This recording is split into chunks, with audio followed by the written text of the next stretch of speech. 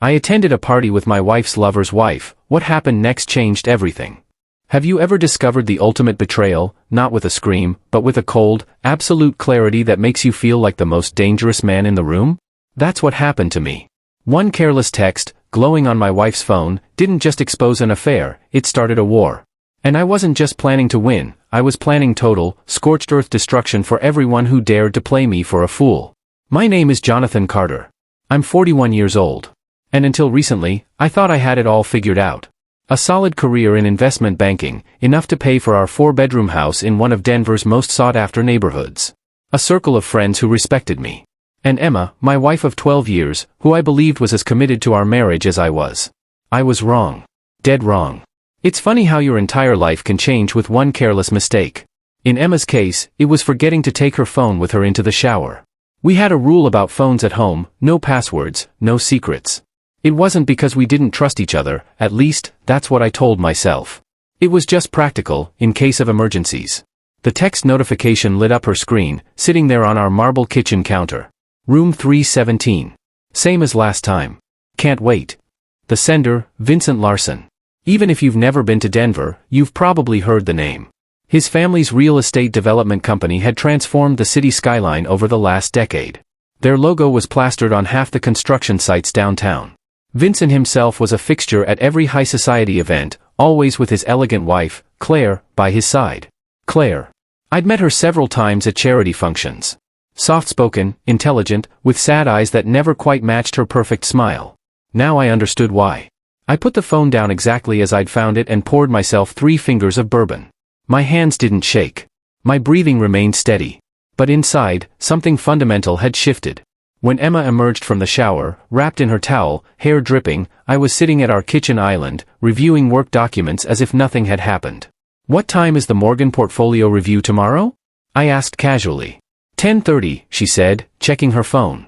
I watched her face, looking for any reaction to the message. There was nothing. She was good at this. Better than I would have expected. "I might be home late tonight," she added. "The gala committee meeting might run long." I nodded. "No problem.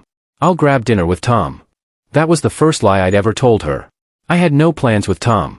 Instead, I drove downtown and parked across from the company where Emma worked as an event coordinator.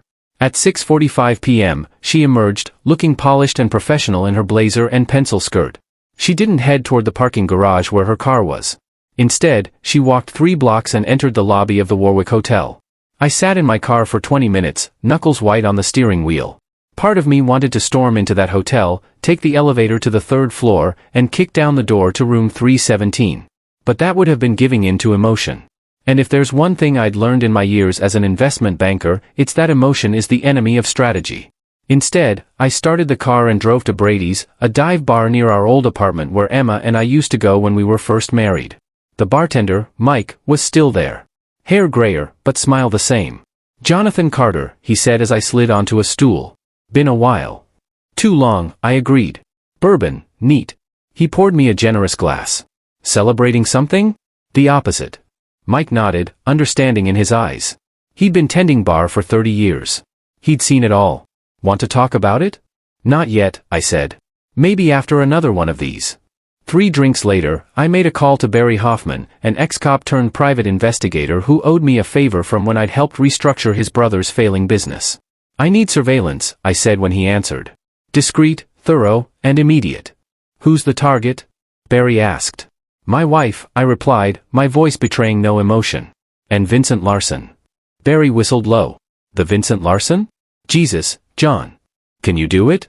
"Yeah, I can do it. But are you sure you want to know?" I watched as the evening lights of Denver flickered on, casting shadows across my dashboard. "I already know, Barry. What I need is proof." For the next 2 weeks, I lived a double life. During the day, I was Jonathan Carter, devoted husband and successful investment banker. I smiled at my wife over breakfast, kissed her goodbye, and asked about her day over dinner. At night, while she claimed to be working late or meeting friends, I received updates from Barry. The hardest part wasn't the deception. It was maintaining normalcy. Watching Emma get dressed in the morning, knowing those clothes would end up on Vincent Larson's hotel room floor. Listening to her talk about work challenges, knowing she was leaving out the most significant parts of her day. Lying next to her in bed, wondering if she was thinking of him. One night, as we were getting ready for a dinner with my colleagues, Emma came out of our walk-in closet wearing a blue dress I'd never seen before. New? I asked, adjusting my tie in the mirror. This? No, I've had it for ages, she lied smoothly. Just haven't worn it in a while. I knew for a fact that Vincent had bought her that dress. Barry had photographed them shopping together at Neiman Marcus 2 weeks earlier. I'd seen the receipt. You look beautiful, I told her, and meant it. That was the cruelest part. I still found her attractive. Still felt the pull of our history together. 12 years is a long time to love someone. You're staring, Emma said, a hint of nervousness in her voice. Just appreciating the view, I replied, forcing a smile. Ready to go? At dinner, Emma charmed my colleagues as she always did. She remembered details about their spouses, their children, their hobbies, asked thoughtful questions, laughed at the right moments. Meanwhile, I kept thinking about the photos Barry had sent me that afternoon. Emma and Vincent, in a passionate embrace in the elevator of the Brown Palace Hotel, his hand possessively on her hip, her fingers in his hair. Jonathan, are you with us? My boss, Richard, was looking at me expectantly. Sorry, I said, snapping back to the present. Miles away. I was asking about the Peterson account. They still wavering on that municipal bond package? I launched into shop talk, grateful for the distraction. Emma touched my arm, a gesture of solidarity that once would have felt comforting, but now seemed hollow. After dinner, as we drove home in silence, Emma reached over and placed her hand on my thigh. You were quiet tonight, she observed. Everything okay? Just tired, I lied. Big presentation tomorrow. She nodded, accepting the explanation without question. Want to take a bath together when we get home? I could give you a massage. The thought of her hands on me, hands that had been on him, made my skin crawl, but I couldn't let on. Rain check. I really should review my notes for tomorrow. A flicker of relief crossed her face. Of course, I understand. I bet you do, I thought. You understand perfectly. The evidence piled up quickly. Photos of them entering and exiting various hotels. Timestamps that corresponded with Emma's work events. Credit card statements showing room service charges for 2 at the Warwick, the Brown Palace, the Four Seasons. 7 months of this had been going on right under my nose. But Barry found something else. Something that changed my entire approach. Vincent Larson is in trouble, he told me one night as we sat in his cluttered office. Deep trouble. What kind of trouble? Barry slid a folder across his desk. Financial. His company has been using investor funds to cover massive losses. They've been falsifying reports, moving money between accounts to hide the shortfalls. Classic Ponzi scheme stuff, but on a scale that would make Madoff proud. I flipped through the documents, my mind processing the implications. How did you get this? Barry shrugged. I have a contact at the SEC who owes me. They're building a case, but these investigations take time. Meanwhile, Larson is still collecting investments and living large. While sleeping with my wife, I added. While sleeping with your wife, Barry confirmed. So, what are you going to do? I closed the folder and looked up. I'm going to get creative. That night, as Emma slept beside me, I lay awake planning. The pieces were coming together in my mind. Vincent Larson had taken something from me. Now I would take everything from him. The next morning, I called in sick to work for the first time in 5 years. As soon as Emma left for her office, I began my research. Vincent Larson's company, his investments, his public appearances, his wife Claire, his daily routines. I needed to understand my enemy before I could destroy him. My first step was to find Claire Larson. Not difficult, as it turned out.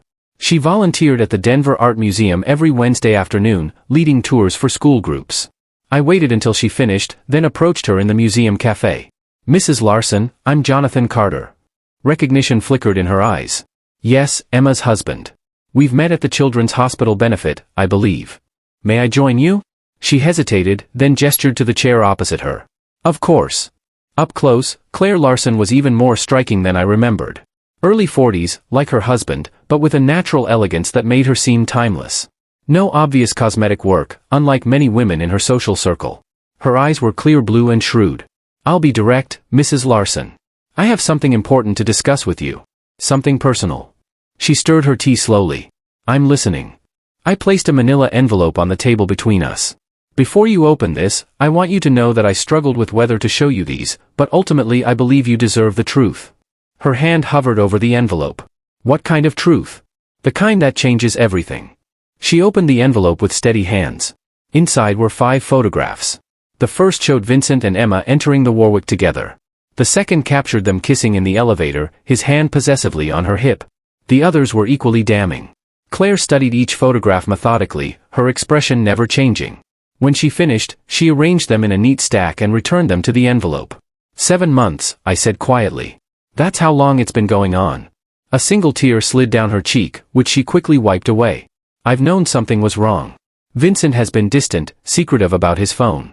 Working late. She gave a bitter laugh. I guess he wasn't working after all. There's more, I said, and slid the second envelope across the table. This one contained Barry's financial findings. As she reviewed them, her composure finally cracked.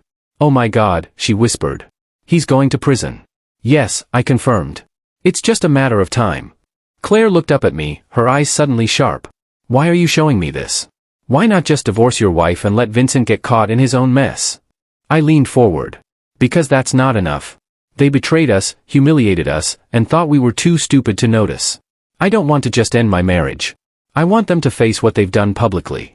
What are you suggesting? The annual Denver Charity Gala is in 3 weeks. Emma is coordinating it, and Vincent is being honored as the top donor. Claire's eyes narrowed as she began to understand. And you want to what? Create a scene. I want to expose them, Mrs. Larson, to everyone who matters in this city. And I want to do it with you by my side. She was silent for a long moment, her fingers tracing the rim of her teacup. My friends call me Claire, she finally said. And if we're going to destroy my husband together, I think we should be on a first-name basis. I smiled. Claire, it is. We left the museum together, both of us changed by what had transpired. In the parking lot, Claire turned to me. How are you so calm about all this? She asked. If I were you, I'd be falling apart. I thought about it for a moment. I'm not calm inside, but I learned long ago that showing weakness doesn't help you win. And that's what this is to you, a game to win? No, I said firmly. This is about justice. She studied my face, then nodded. I'll call you tomorrow. We have a lot to plan. That night, Emma came home late, smelling of unfamiliar cologne. She claimed she'd been stuck in a meeting with a perfume vendor for an upcoming event.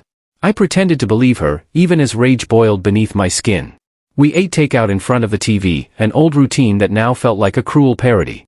Emma chatted about her day, carefully editing out the parts spent with Vincent. I nodded in all the right places, laughed at her stories while mentally cataloging each lie. After dinner, she disappeared into our home office to catch up on emails. I knew she was texting Vincent. Barry had shown me their exchanges, explicit, passionate messages that made me question everything I thought I knew about my wife. I poured myself another bourbon and stepped out onto our back deck. The night was clear, stars visible despite the city lights. I remembered bringing Emma here when we first bought the house. Both of us giddy with excitement about our future. We talked about children, growing old together, building something lasting. What a joke that seemed now. My phone buzzed with a text from Claire, I'm in. Let's talk tomorrow. For the next 3 weeks, Claire and I met regularly to plan. We were careful. Coffee shops in different parts of town, never the same place twice. We used burner phones to communicate. It may have been excessive, but we couldn't risk Vincent or Emma discovering what we were up to. During this time, I learned more about Claire Larson than I ever expected to. She was smarter than her husband, for one thing. She'd given up a promising career as an environmental attorney to support his ambitions. They had no children. Vincent had never wanted them. And now she was grateful for that small mercy. How did you and Emma meet? She asked me during one of our planning sessions. College. She was studying communications. I was in finance. We were at the same party, started talking, and that was it. I smiled at the memory, then felt the familiar stab of betrayal. What about you and Vincent? My father introduced us. He thought Vincent was exactly what I needed. Ambitious, charming, connected. My father was very big on connections. And was he what you needed? Claire's smile was sad. For a while, maybe. Or I convinced myself he was. She straightened her shoulders. But that's over now. One afternoon, as we were finalizing details at a small cafe in Cherry Creek, Claire suddenly froze, her coffee cup halfway to her lips. Don't turn around, she whispered. Emma just walked in. My heart raced, but I kept my expression neutral. Alone? Yes, she's at the counter ordering. Follow my lead, I said, and reached across the table to take Claire's hand just as Emma turned from the counter. I heard her sharp intake of breath, felt her presence behind me before she spoke. Jonathan? I turned, feigning surprise. Emma, what are you doing here? Her eyes darted between me and Claire, confusion and suspicion battling on her face. I had a meeting nearby. She looked pointedly at our joined hands. I didn't realize you two were friends. Claire and I ran into each other, I said smoothly. We got to talking about the gala. She has some great ideas for the presentation. Claire smiled, perfectly composed. Emma, so good to see you. Your husband has been telling me how proud he is of your work on the event. Emma's professional mask slipped into place, but not before I glimpsed the panic beneath. How nice. Jonathan doesn't usually take such an interest in my fundraisers. People change, I said, my eyes locked with hers. Sometimes in surprising ways. Emma shifted uncomfortably. Well, I should get back to the office. Nice seeing you both. She hurried out, forgetting the coffee she'd ordered. I turned back to Claire, who released my hand with a shaky laugh. That was close, she murmured. Actually, I said. It was perfect. Now they'll be worried, off balance, wondering what we know. Do you think she'll tell Vincent? Immediately, I confirmed. And he'll tell her it's nothing, that we couldn't possibly know about them. But they'll both be scared. That night, Emma came home earlier than usual. She was overly attentive, suggesting we open a bottle of wine, asking about my day with unusual interest. I played along, enjoying the irony. When she initiated sex for the first time in months, I made an excuse about an early meeting. The hurt in her eyes gave me a grim satisfaction. The next day, Barry called with news. Larson's panicking, he reported. He's liquidating assets, moving money offshore. My SEC contact says they're accelerating their investigation. Can you get me the details? I asked. Oh, I want to know exactly what he's doing. Already on it, but there's something else. Larson made a large withdrawal yesterday. $50,000 in cash. That's not his usual style. I frowned. What's he planning? Not sure, but I've got a guy watching him. I'll let you know if he makes any unusual moves. 2 days later, I found out what the money was for.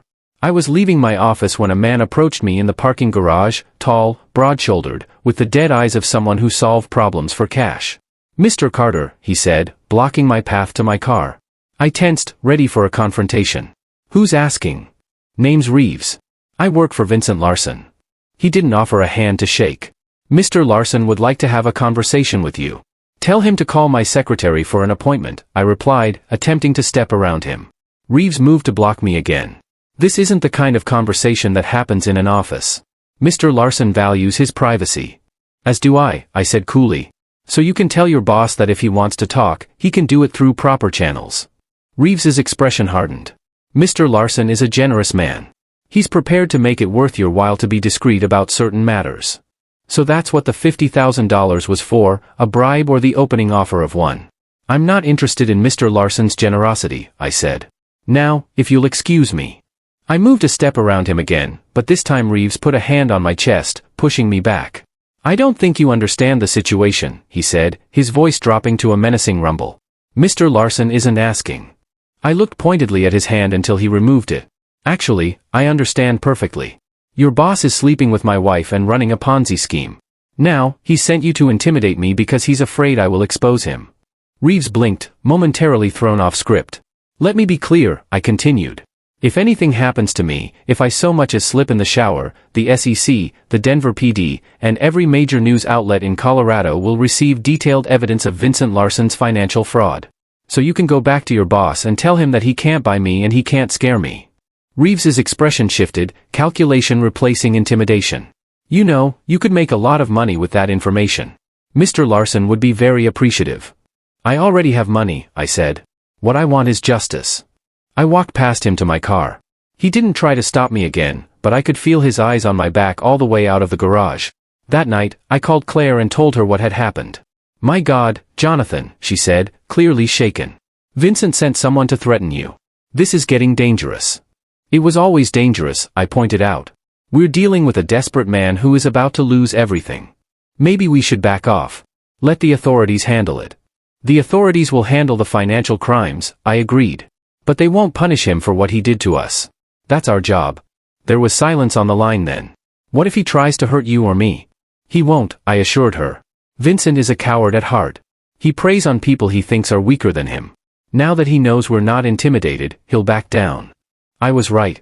The next morning, Emma informed me that Vincent had called an emergency board meeting and wouldn't be able to attend the final gala planning session. He seemed distracted, she said, watching me carefully over her coffee cup. Is everything okay with his company? Have you heard anything?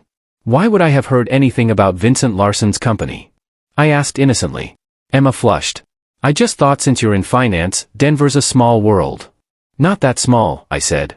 But if you're concerned, why don't you ask him yourself? She looked away. I'm sure it's nothing. As the gala approached, we refined our plan. The event was being held at the Denver Art Museum in the new wing that, ironically, the Larson family had helped fund. 800 of Denver's elite would be there, including numerous investors in Vincent's company. The key element was the multimedia presentation. As the honoree, Vincent would be introduced with a video highlighting his philanthropic contributions. Claire, as a museum board member, had access to the presentation and arranged for our modified version to be substituted. But we needed more, something that would ensure Vincent couldn't wiggle out of the situation, couldn't use his charm and connections to minimize the damage. We need the SEC there, I told Claire during our final planning meeting. And the police. We need to make sure he faces legal consequences, not just social embarrassment. How do we do that without tipping them off in advance? I smiled. We give them an anonymous tip. Time to coincide with our presentation. The night before the gala, I confronted Emma for the first time. Working late again tomorrow? I asked as we prepared for bed. You know I am. The gala is our biggest fundraiser of the year. She was applying her night cream, focused on her reflection. Room 317 at the Warwick must have quite a view. Her hands froze mid-motion. In the mirror, I watched her expression shift from confusion to shock to calculation. What are you talking about? She attempted, but her voice wavered. Don't, I said quietly. Don't make it worse by lying more than you already have. She turned to face me, her features composed into what I now recognized as her negotiation face. The same expression she used when trying to get a vendor to lower their price. Jonathan, I think we should talk about this calmly. 7 months, Emma, with Vincent Larson. Did you think I wouldn't find out? It's not what you think, she began. But I cut her off with a laugh. That's literally the most cliché response you could have chosen. What is it then? Business meetings that require room service in tangled sheets? Her facade cracked. Fine. Yes, Vincent and I have been seeing each other. It happened gradually. We were working on the children's hospital fundraiser together, spending late nights planning, and things developed. Things developed, I repeated flatly. That's how you describe betraying your marriage vows. Things developed. I was going to tell you, she insisted. After the gala, Vincent and I have been talking about our future. He's going to leave Claire. I had to turn away to hide my smile. Is that what he told you? Yes, and I believe him. He loves me, Jonathan. And what about his financial problems? Did he mention those? Her expression faltered. What financial problems? Vincent Larson is broke, Emma. Worse than broke. He's been running a Ponzi scheme with his investors' money. He's about to lose everything, including his freedom. That's a lie, she said. But I could see the doubt creeping in. Vincent's company is extremely successful. It was. Now it's a house of cards about to collapse. I walked to the door of our bedroom. Enjoy the gala tomorrow. I hear it's going to be quite memorable. I spent that night in our guest room, listening to Emma pace and make phone calls in hushed, urgent tones. Around 2 a.m., I heard the front door open and close. Curious, I went to the window and watched Emma get into her car and drive away. I immediately called Barry. Emma just left the house. Can you follow her? 20 minutes later, he called back. She went to Larson's penthouse. Looks like they're having a late-night strategy session. Keep watching, I instructed. I want to know what time she comes home. It was nearly dawn when Emma returned, looking exhausted and tense. I pretended to be asleep as she crept into the guest room. Jonathan, she whispered. When I didn't respond, she sighed and left, closing the door softly behind her. By morning, she had composed herself again, greeting me with forced normalcy, as if our conversation had never happened. You're not wearing your tuxedo, she observed as I came downstairs in jeans and a sweater. Aren't you coming to the gala? Oh, I'll be there, I assured her. Just not with you. Her smile faltered. What does that mean? It means I have my own plans for tonight. Fear flickered in her eyes. Jonathan, whatever you're thinking of doing. Have a good day, Emma, I said, cutting her off. Break a leg tonight. I spent the day finalizing details with Barry and Claire. By 5 p.m., everything was in place. Barry's SEC contact had agreed to have agents standing by. The Denver police had been anonymously informed about potential criminal activity at the gala. The altered presentation had been loaded onto the museum system. There was no going back now. The Denver Charity Gala was the social event of the season.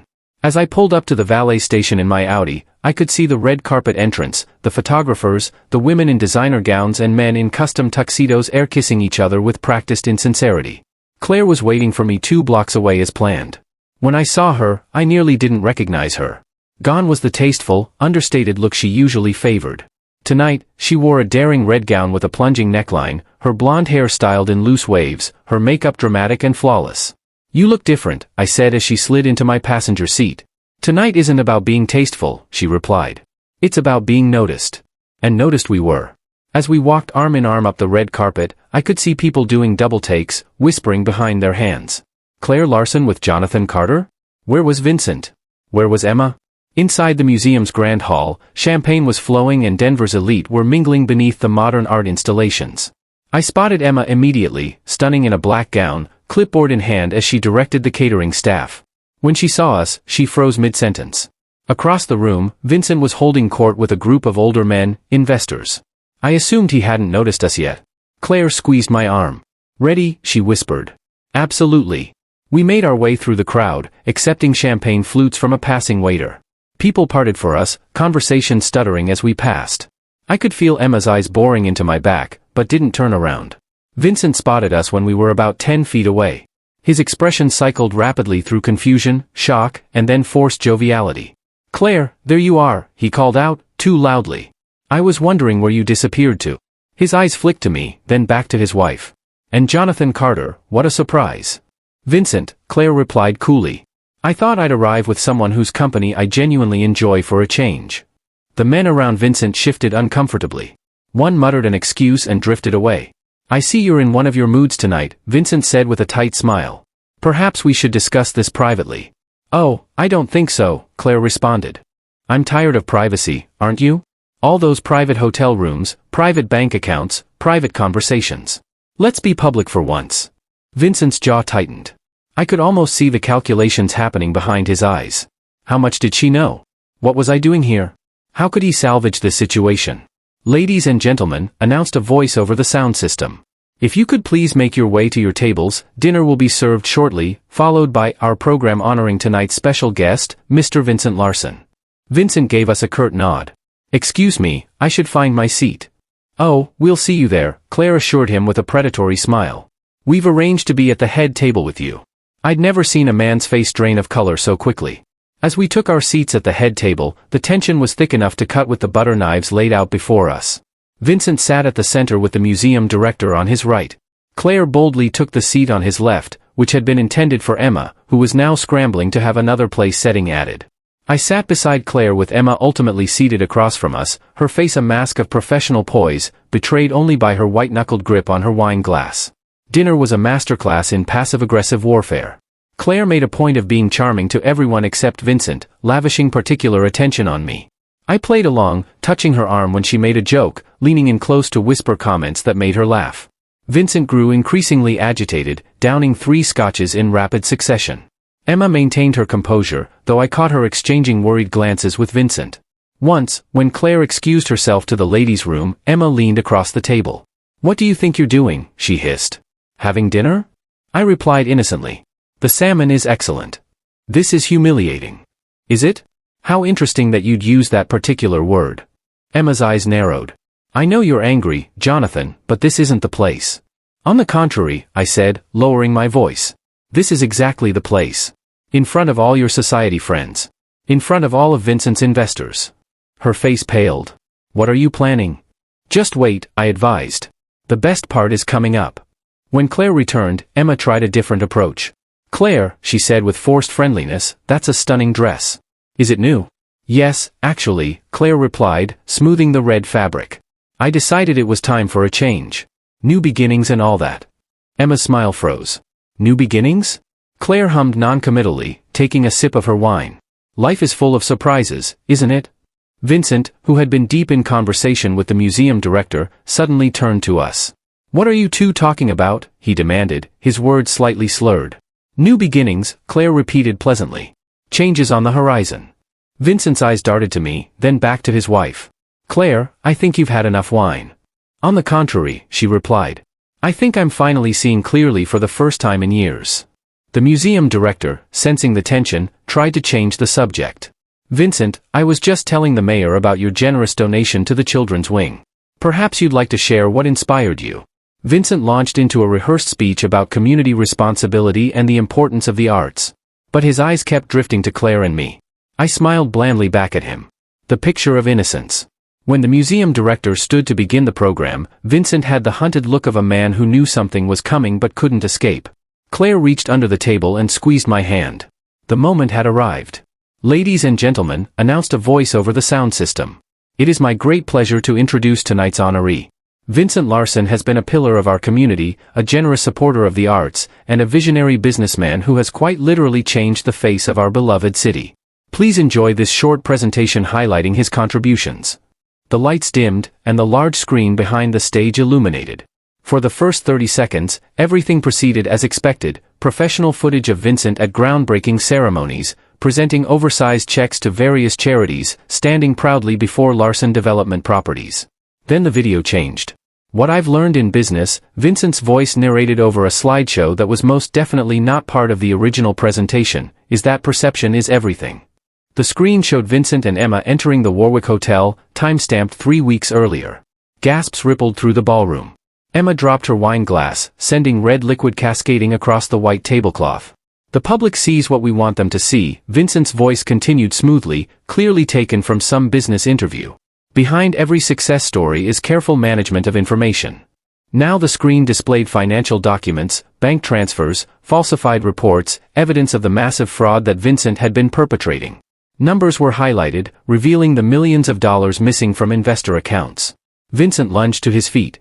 "Turn it off," he shouted. This is fabricated. A smear campaign." But the presentation continued relentlessly. More photos of Vincent and Emma together. More financial evidence. The crowd was in an uproar now. Investors shouting questions. Society wives whispering furiously behind their hands. The museum director was frantically signaling to the tech booth, but we had paid the technician well to ignore any attempts to stop the video before it finished. As the final damning images faded from the screen, I stood and raised my champagne glass. "I'd like to propose a toast," I announced, my voice carrying across the now hushed room. "To truth and to consequences."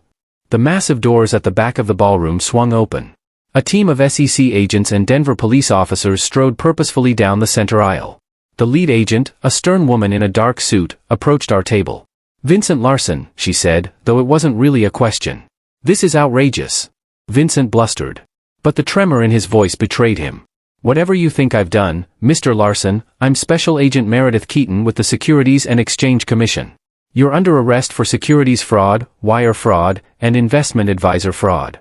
She nodded to one of the officers who stepped forward with handcuffs. "You have the right to remain silent." The ballroom erupted into chaos. Phones were out, recording everything. Investors surged forward, shouting questions and accusations. Emma was crying, mascara streaming down her face as she clutched at my sleeve. "Jonathan, please," she begged. "Tell me you didn't do this. Tell me you didn't arrange all of this." I gently removed her hand. "You made your choice, Emma. You chose him, his lifestyle, his lies. Now you get to live with the consequences of that choice." "But I love you," she insisted, desperation making her voice crack. "We can fix this. We can go to counseling. Work through this. 12 years, Jonathan. Doesn't that mean anything?" I looked at her, really looked at her. Perhaps for the first time in years. The woman I had married was somewhere inside this stranger, but I could no longer see her. "It meant everything to me," I said quietly. "That's why this had to happen." As Vincent was led away in handcuffs, shouting about his lawyers and threatening everyone in sight, Claire appeared at my side. She slipped her arm through mine, a gesture that felt surprisingly natural. "Shall we go?" she suggested. "I think our work here is done." We left the gala amid the continuing chaos, neither of us looking back. Outside, the night air was cool against my face. For the first time in months, I felt like I could breathe freely. No more pretending. No more lies. "What now?" Claire asked as we walked to my car. "Now we wait for the fallout," I said. "And enjoy the show." The fallout was swift and merciless. The Denver Post might not have been able to print the more salacious details of the scandal, but social media had no such constraints. By morning, everyone in Denver knew that Vincent Larson had been arrested for massive financial fraud while his wife had shown up at the gala with the husband of Vincent's mistress. Emma tried calling me dozens of times over the next few days. I didn't answer. Eventually, she sent a text, "I'm staying at the Crawford Hotel. I've given you space, but we need to talk. Please." I agreed to meet her in the hotel restaurant. She looked terrible, pale with dark circles under her eyes that her makeup couldn't quite conceal. Have you filed for divorce yet? She asked after the waiter had taken our orders. My lawyer is drawing up the papers, I confirmed. You'll be served next week. She nodded as if she'd expected this. And will you be pursuing the infidelity angle? That depends on how amicable you're willing to be. Colorado is a no-fault state, but judges still consider conduct in property divisions. If you fight me, I'll make sure everyone knows exactly what happened. I won't fight you, she said quietly. I made a terrible mistake. The worst mistake of my life. 7 months isn't a mistake, Emma. It's a campaign. She flinched. Vincent was persuasive. He made me feel special, desired. He talked about leaving Claire, about us having a future together, while he was stealing from his investors and living on borrowed time, I added. Did you know about his financial crimes? No, she protested. How could you think that? I had no idea until you told me the night before the gala. I studied her face, looking for signs of deception. I'd been married to this woman for 12 years, but now I questioned whether I'd ever really known her. What will you do now? I asked. I've lost my job, she admitted. The museum board felt I'd brought too much negative attention to their organization. I've got an interview at the Oxford Hotel next week. Assistant events manager. She gave a bitter laugh. Several steps down, but I have to start somewhere. Despite everything, I felt a flicker of sympathy. Emma had built her career methodically over a decade. Now she was nearly starting over. What about you? She asked. I've heard rumors about what? About you and Claire Larson. I shrugged. People will talk. Let them. So, there's nothing going on between you two? It was just for show, to humiliate Vincent and me. Claire and I have become friends, I said carefully. We've both been through a traumatic experience. We understand each other. Emma's eyes filled with tears. I really have lost you, haven't I? I signaled for the check without answering. Some questions don't deserve a response. Outside the restaurant, as we prepared to go our separate ways, Emma touched my arm one last time. I am sorry, Jonathan. Truly. I know that doesn't fix anything, but I need you to know. I looked at her, this woman I had once planned to grow old with. I believe you are sorry, I said finally. But not because you hurt me. You're sorry because you bet on the wrong man and lost everything. She didn't deny it, she couldn't. Vincent's legal troubles multiplied in the weeks following his arrest. The investigation revealed that he had defrauded investors of over $75 million, using the money to maintain his lavish lifestyle and prop up failing developments. Former business associates rushed to distance themselves, some even suggesting they had suspected something was amiss all along. When I ran into Claire at our lawyer's office building, her divorce proceedings were moving forward alongside mine. She told me Vincent had tried to blame her for his crimes. He actually told investigators I was the one who handled the company finances, she said with disbelief as we shared coffee afterward. As if I had access to any of it. He kept me completely in the dark. Will that complicate things for you? I asked. She shook her head. They've already confirmed I had no involvement, but it shows how desperate he is. He'd throw anyone under the bus to save himself, including Emma. Claire's expression softened slightly. I heard she's working at a hotel now, the Oxford. That's what she told me. Do you ever regret what we did? The public exposure. I considered the question. No. They deserved it, both of them. I agree about Vincent, Claire said, but sometimes I wonder if we went too far with Emma. She was wrong. Absolutely. But Vincent was the predator. He had a pattern of this behavior. What do you mean? Claire stirred her coffee. Since all this happened, 3 other women have contacted me. Former assistants, an interior designer he worked with. He pursued them all the same way he pursued Emma. Lavish compliments, promises, hotel rooms. And you didn't know? I suspected something, she admitted. But I never had proof, and when I questioned him, he was so convincing. Made me feel like I was being paranoid. She shook her head. Classic gaslighting. I should have recognized it. But when you're in it, you don't see the patterns, I finished for her. Our eyes met in a moment of perfect understanding. The weeks turned into months. Vincent's case wound its way through the legal system. Each new revelation more damning than the last. He'd been running his scheme for years, it turned out, long before he ever met Emma. She had just been his latest conquest. Another ego boost for a man who collected people the way others collected art. Meanwhile, Claire and I continued our friendship, meeting for coffee or dinner a few times a week. We were careful not to rush into anything. Both of us still healing from the betrayals we'd experienced. But there was an undeniable connection between us, a shared understanding that didn't need explanation. One night about 4 months after the gala, Claire invited me to her new apartment. She'd moved out of the penthouse she'd shared with Vincent, opting instead for a modest but elegant condo in a quieter part of town.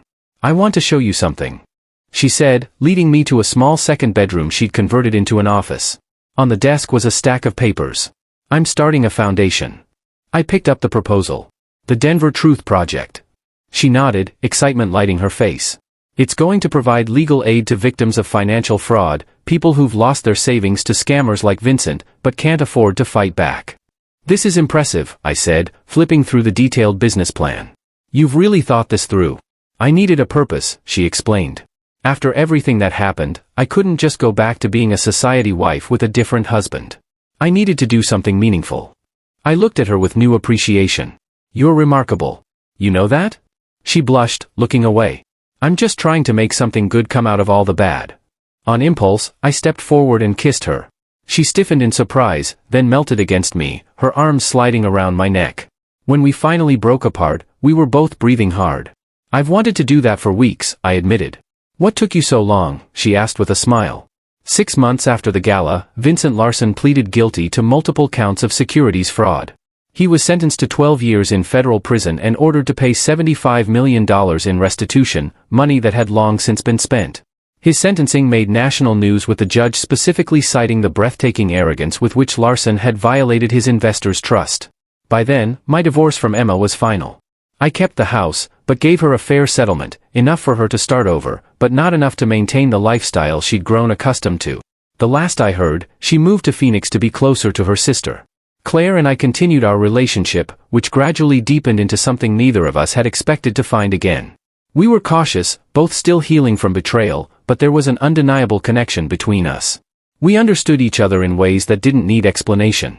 On the anniversary of the gala, Claire launched her new foundation, the Denver Truth Project, providing legal aid to victims of financial fraud. She had found her purpose in helping others who had been deceived as she had been. I was there for the opening ceremony, proud of how she had transformed her pain into something meaningful. "I couldn't have done this without you," she told me that night over dinner. "A year ago, I was a shell of myself, living in denial about my marriage, about who Vincent really was." "You would have figured it out eventually," I said. "You're too smart not to have." "Maybe, but it might have been too late." She reached across the table and took my hand. "You showed me what courage looks like, Jonathan. Facing the truth, no matter how painful." "We showed each other," I corrected her. Later that night, as we stood on the balcony of her new downtown condo, looking out at the Denver skyline, a skyline that no longer featured any buildings with the Larson name, Claire leaned against my shoulder. "Do you think we'll ever fully trust again?" she asked. After everything, I thought about Vincent sitting in his prison cell, about Emma starting over in a new city, about the pieces of ourselves that had been broken and the new strength we'd found in the aftermath. "I think we already do," I said, and turned to kiss her under the vast Colorado sky. Some people say that revenge is a dish best served cold, but they're wrong. The best revenge isn't cold at all. It's the heat of truth burning away lies. It's standing tall when others expected you to crumble. It's finding strength you never knew you had. And sometimes, if you're lucky, it's finding someone who understands exactly what you've been through and who's ready to walk with you into whatever comes next. What do you think? Was my approach too cold, too calculating? Or was it justified given the betrayal? Have you ever had to choose between emotional pain and strategic action to protect yourself? Share your thoughts in the comments below. I'm genuinely curious.